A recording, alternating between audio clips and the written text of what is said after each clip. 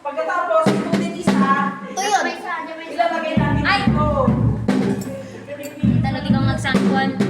Why are you Tagaloging? Isupo na, Jo. Isupo na, isupo na. Isupo na dato. Pwede mo isan? Tagalog na ang iyong mga ama. Tagalog na ang iyong papa. Mga kids, ayusin nyo nung nagsabi. Diyan iguit, ata na iguit mo ata. May kabila.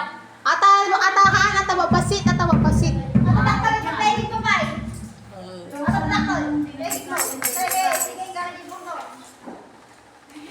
Ito ba kami? O,